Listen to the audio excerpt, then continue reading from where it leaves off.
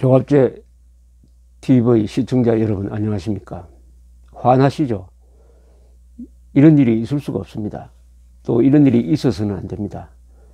이런 일을 꾸민 사람은 응징을 해야 됩니다. 대한민국이 살아있는 한, 헌법이 살아있는 한 이것은 묵과할 수 없는 행위입니다. 이것은 반인륜적인, 반국가적인, 그리고 반민주적인 행위입니다. 그 사람들 민주주의 좋아하잖아요. 민주주의는 뭔지 아십니까? 국민이 주인 되는 나라가 민주주의입니다. 저 김정은이가 주인 되는 나라를 만드는 게 민주주의 아닙니다. 김영철이 천안함 폭침 주모자를 무슨 평화의 사도인 것처럼 맞아 들어가지고 만약 문재인 대통령이 악수하고 웃는 사진이 나오면은 저는 그것으로서 문재인 대통령의 정치적 생명은 끝이라고 봅니다. 김무성 씨는 악수하면은 대통령으로 인정할 수 없다, 이런 이야기를 했습니다. 방금 TV조선에 나온 이성우 천안함 유족 대표가 아주 말을 잘했습니다. 청와대에서 대승적 차원에서 김명철이를 맞아야 한다고 한 데 대해서 이분이 이렇게 이야기했습니다. 대승적? 그게 말이 되느냐? 대승적이 되려면은 김명철이가 천안함 폭침에 대해서 사과하고 가해자로서 용서를 빌면은 피해자가 대승적 차원에서 용서할 수 있는 것이지, 그것 없이 일방적으로 대승적이라는 게 말이 되느냐, 이렇게 이야기했습니다. 또 서운한 것은 김명철이를 불러들일 것 같으면 미리 천안함 유족들한테 이야기를 하고 양해를 구했어야 되지 않느냐, 신문 보고 알았다, 이렇게 이야기했습니다. 여러분, 세월호 유가족 또는 종군 위안부 문제 같으면 이 정부가 이렇게 했겠습니까? 2015년 연말에 박근혜, 아베 수상 사이에 있었던 종군 위안부 문제에 관한 합의에 대해서 문재인 대통령이 계속 뭐라고 문제를 제기했습니까? 왜 종군 위안부에 대해서 양해를 받지 않았느냐? 지금 양해 받았습니까? 김영철이 오는 데 대해서 천안함 유족으로부터 양해를 받았습니까? 아니, 양해는 그냥 알리지도 않고 설명도 안 했잖아요. 그러면은 이 집권 세력은 천안함 폭침으로 돌아가신 분에 대해서 존중심은커녕 경멸감이나 오히려 적대감을 가지고 있는 것이 아닌가 의심할 수밖에 없는 것입니다. 지금 문재인 정권 안에 아주 핵심 비서관인지 보좌관인지 하는 자는 천안함 폭침이 북한 소행이 아니라는 책을 쓴 자입니다. 그런 자가 임명되어 있습니다. 국회에서 따지니까 그걸 꼭 여기서 말해야 됩니까? 이따위 이야기를 한 사람입니다. 이게 정권에 들어가 있습니다. 지금 결론부터 이야기하면은 천안함 폭침으로 돌아가신 46명의 영령들이 절대 용서하지 않습니다. 대한민국이 어리석하게 보이지만은 그건 일시적인 겁니다. 5천만 국민을 일시적으로 속일 수는 있습니다. 그러나 영원히 속일 수는 없습니다. 5천만 국민이 깨어나서 속았다는 것을 알고 분노할 때 각오해야 됩니다. 천안함 폭침과 관련해서 저는 그 사건 나는 날부터 지금까지 항상 추적해 오고 기록을 남겨 왔습니다. 2년 전에는 이런 책도 하나 냈습니다. 폭침 의뢰를 찾다. 이건 뭐냐 하면 당시에 천안함 인양 작업에 UDT가 투입됐는데 그 UDT 대장입니다. 권영대 당시 대령이 쓴 겁니다. 이 책을 읽어보면은 천안함 폭침이 북한 소행임을 밝히는 과정에서 10명 이상이 희생이 됐습니다. 유명한 한주호 준이는 사실은 여기에 갈 필요가 없었습니다. 그러나 이분이 이 대대장 권영대 대대장을 찾아와서 이렇게 이야기했다고 합니다. 대대장님, 전에도 말씀드렸지만 제대하기 전에는 항상 현장에 있고 싶습니다. 이제는 대원들 얼굴만 보면 마음을 어느 정도 알 수 있습니다. 만약 제가 가지 못하면 제 스스로 스트레스를 받아서 금방 쓰러질 겁니다.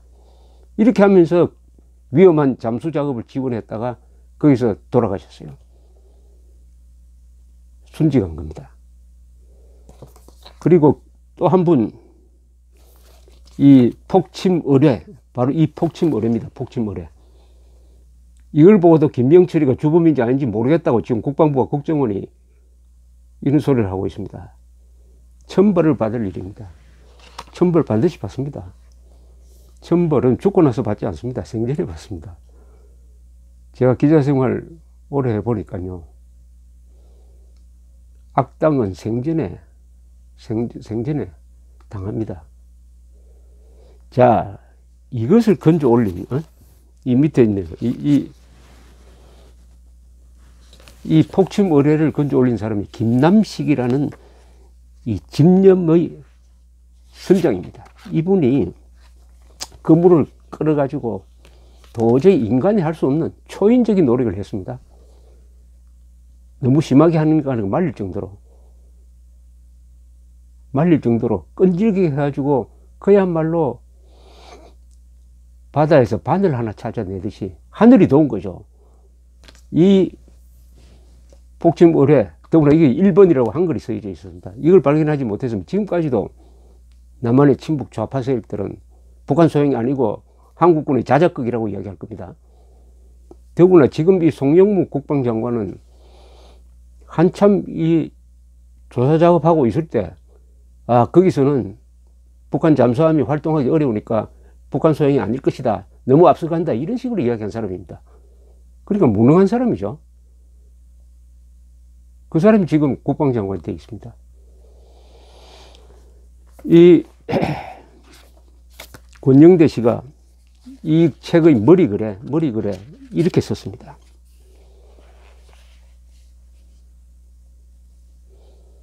해군사관학교 입교 후 군인으로서 30년을 복무하면서 아직까지도 신념처럼 생각하는 것이 대한민국 국군은 국토를 방위하고 국민의 생명과 재산을 지킨다이다. 사실 이러한 평소의 신념이 천안함 폭침 사건 현장에서는 많이 흔들리게 되었다. 왜 국민은 대한민국 국민의 생명과 재산을 지키는 군인을 못 믿는 것인가? 우리나라의 군인을 믿지 못한다면 어떻게 총을 쥐어주고 나라를 안전하게 지킬 것을 바라면서 편히 잠을 잘 수 있는가? 각종 언론은 현장에서 이루어지는 조치들을 왜곡하고 의심이 가게끔 보도하는 것이 왜 그렇게도 많은가? 많은 의무 속에 한때는 자괴감마저 들었다. 그러나 절대 다수의 군인들은 아직도 주어진 위치에서 맡은 바 임무에 충실하고 있다고 믿는다. 왜냐하면 대한민국 군인으로서 명예를 목숨처럼 생각하니까. 이 명예를 지금 문재인 대통령이 지켜주고 있습니까?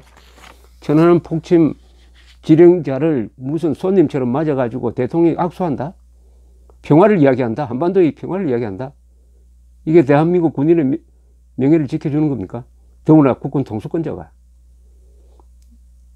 일기를 정리하면서 군사 보안에 저촉되는 내용과 지극히 개인적인 내용을 생략하였다. 이렇게 머리글에 쓰고 있습니다. 이분의 글 중에서 제일 핵심이 바로 그